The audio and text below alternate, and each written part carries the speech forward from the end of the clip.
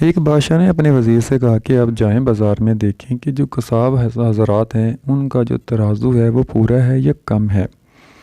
وہ وزیر چلا گیا، اس نے دو تین کسائیوں کو چیک کیا، قصاب کی جو دکانیں تھیں جہاں پہ گوشت بنتا تھا۔ تو پہلے جب قصاب کو چیک کیا، اس کا ترازو دیکھا تو وہ کم تھا۔ تو وزیر نے قصاب سے پوچھا کہ آپ کی حالات زندگی کیسے چل رہی ہیں، آپ کا گزر اوقات کیسے ہو رہا ہے؟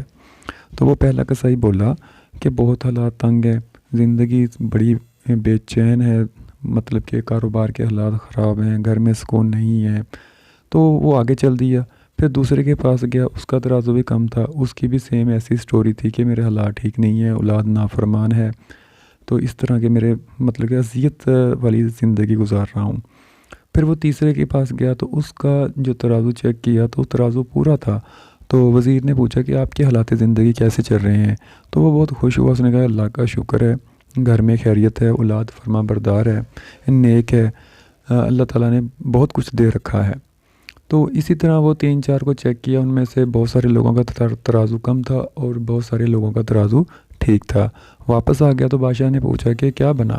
اس نے کہا حضور، جن لوگوں کے ترازو کم تھے ان کے حالات زندگی بھی بہت خراب ہیں، اللہ تعالیٰ کی پکڑ میں ہیں، وہ بندے خوش نہیں ہیں، زندگی سے بہت مایوس ہیں، اور جن لوگوں کے ترازو ٹھیک تھے وہ بہت خوش تھے۔